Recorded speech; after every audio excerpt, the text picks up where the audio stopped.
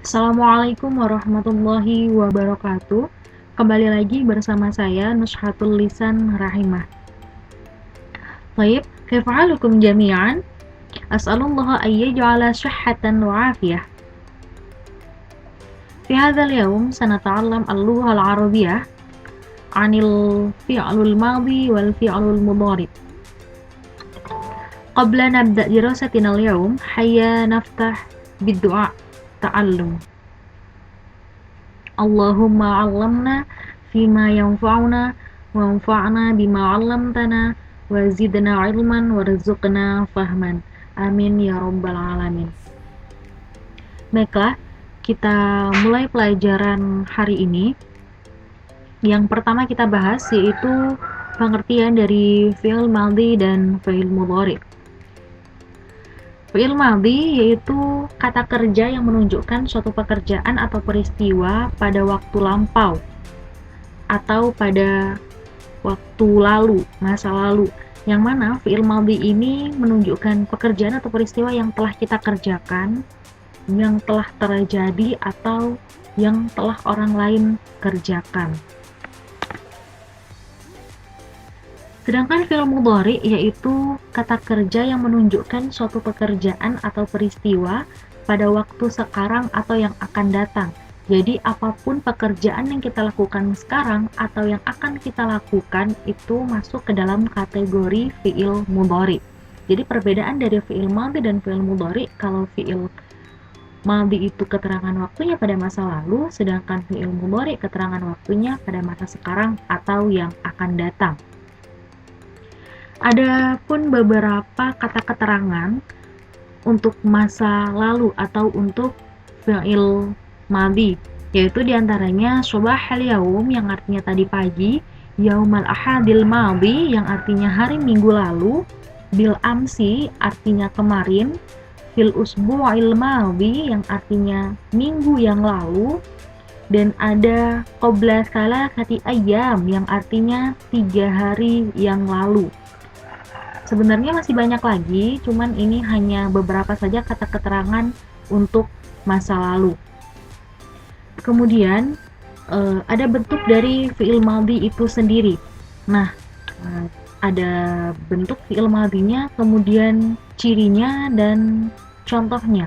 Jadi di sini ketika ada dhamir huwa, dia cirinya tidak ada, tetapi dia menggunakan fi'il madhi yang asli. Di sini kita menggunakan kata arafa. Jadi ketika ada dhamir huwa, dia menggunakan fi'il madhi asli yaitu arafa, yang artinya dia laki-laki telah mengetahui. Yang di dalam kurung LK ini maksudnya laki-laki ya, untuk membedakan mana mudzakkar, mana muannas, karena di dalam bahasa Arab itu ada mudzakkar untuk laki-laki dan ada muannas untuk perempuan, tidak bisa disamakan antara mudzakkar dan muannas. Kemudian yang kedua ada dhamir huma. Dhamir huma yang artinya mereka berdua laki-laki. Jadi cirinya ada alif setelah kata atau ada alif di akhir kata. Kita menggunakan contoh kata arafa. Jadi kalau ada huma atau ada dhamir huma, jadi ditambahkan alif di akhir kata jadinya arafa. Nah, yang artinya mereka berdua laki-laki telah mengetahui.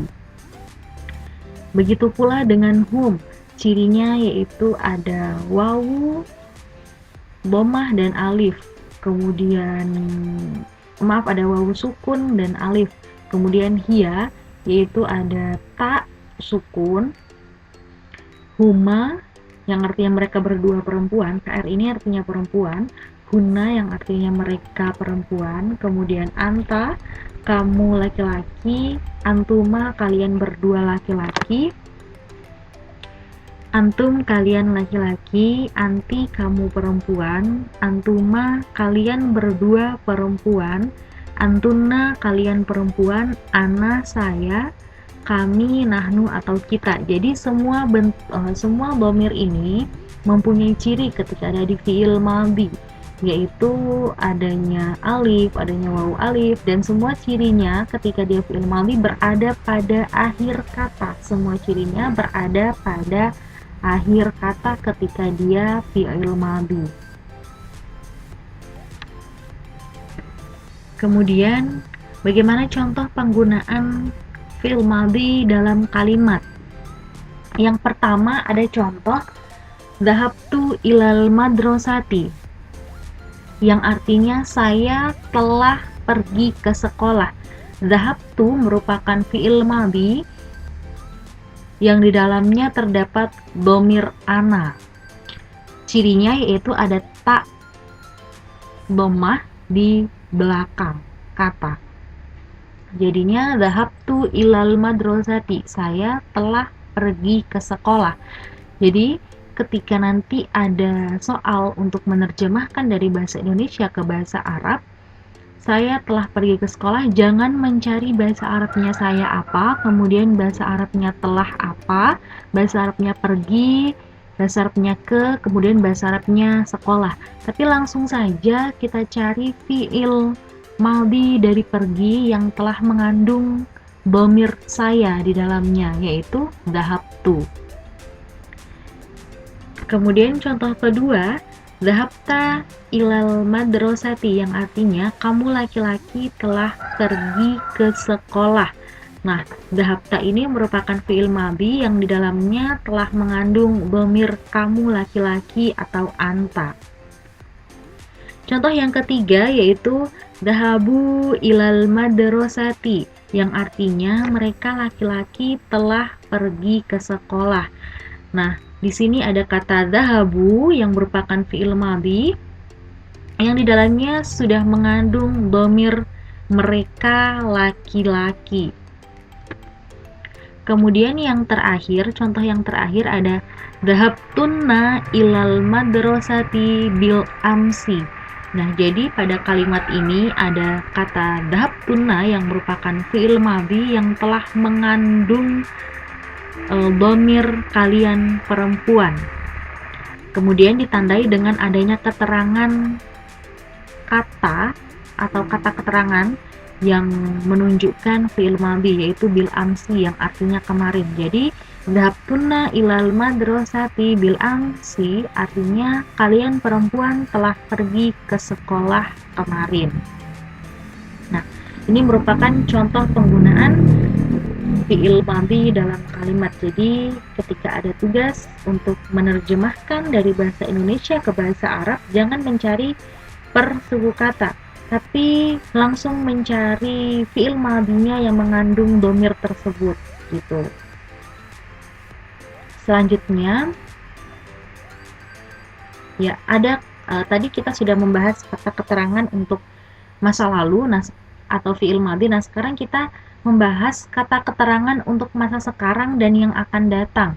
Nah, jadi diantaranya ada al-an yang artinya sekarang, al-yaum artinya hari ini, yaumal ahadil qadim artinya hari Minggu yang akan datang, kemudian ada ghadan artinya besok, ada ba'dal ghad artinya lusa, ada fi usbu'il qadim yang artinya minggu depan, kemudian ada ba'da yaumain yang artinya 2 hari lagi. Nah, kata keterangan ini menunjukkan masa sekarang atau masa yang akan datang, karena yang sedang dikerjakan atau yang akan kita kerjakan begitu. Nah, bentuk fi'il mudhari itu sendiri ada dhamirnya sama seperti yang di fi'il madhi, karena dhamir itu tidak berubah, kata ganti tidak berubah, sama saja. Nah, cuma di sini cirinya yang berbeda. Ketika berada di fi'il madhi, cirinya ada di akhir kata, sementara di fi'il mudhari cirinya ada di depan dan ada yang di belakang, ada juga yang di depan dan di belakang. Begitu, ada yang di depan saja, ada yang di belakang saja, dan ada yang di depan dan di belakang. Nah, di sini ada dhamir huwa yang artinya dia laki-laki. Tandanya yaitu atau cirinya yaitu ada huruf ya di depan kata. Kita masih menggunakan kata arofa. Nah, ketika dia dimasukkan ke dalam fi'il mudhari jadinya ya'rifu, yang artinya dia laki-laki mengetahui. Nah, kemudian di sini ada huma mereka berdua laki-laki, cirinya yaitu ada ya di depan dan ada alif nun di belakang. Jadinya ya rifani yang artinya mereka berdua mengetahui. Kemudian ada kata ganti hum yang artinya mereka laki-laki. Cirinya yaitu terdapat huruf wawu dan nun di belakang kata. Nah, yang mempunyai arti mereka laki-laki mengetahui. Fi'il mudhari sama fi'il madhi sama saja, harus membedakan mana yang mudzakkar, mana yang muannas. Kemudian selanjutnya ada dhamir hiya yang artinya dia perempuan. Di sini ada cirinya ada tak di depan kata. Jadinya ta'rifu yang artinya dia perempuan mengetahui. Begitu juga dengan huma, ada cirinya tersendiri. Hunna yang artinya mereka perempuan ada cirinya juga. Anta artinya kamu laki-laki ada cirinya. Kemudian antuma yang artinya kalian berdua laki-laki ada cirinya juga, depan dan belakang. Antum artinya kalian laki-laki ada cirinya. Anti artinya kamu perempuan, kemudian antuma artinya kalian berdua perempuan. Antuna kalian perempuan, ana saya, dan nahnu kami atau kita. Ya, di sini untuk mereka dan kalian ini berbeda.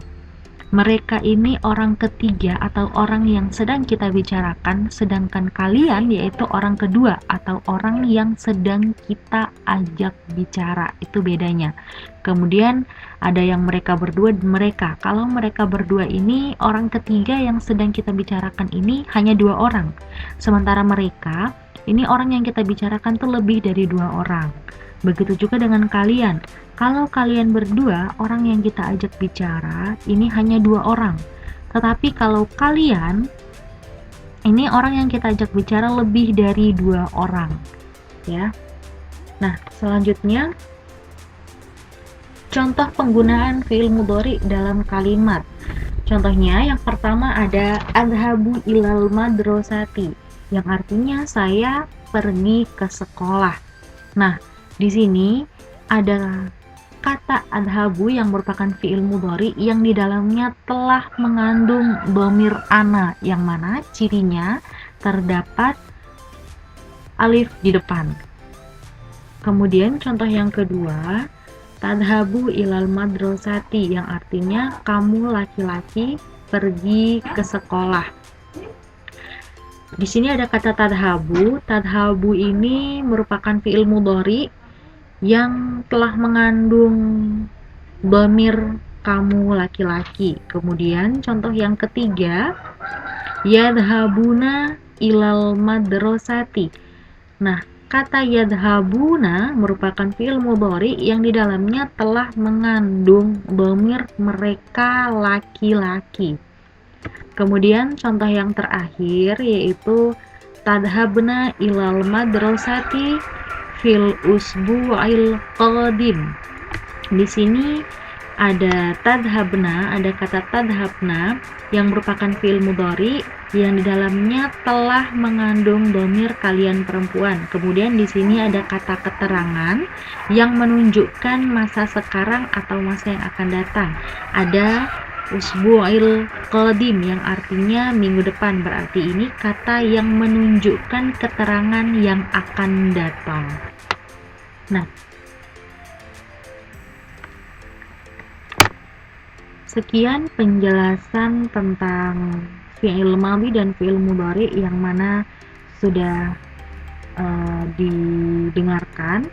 Ada pengertian dari fi'il madhi dan fi'il mudhari, kemudian kata keterangan yang digunakan untuk fi'il madhi dan fi'il mudhari, kemudian ada bentuk dari fi'il madhi dan fi'il mudhari serta cirinya, kemudian ada contoh penggunaan fi'il mudhari dan fi'il madhi dalam kalimat. Baik,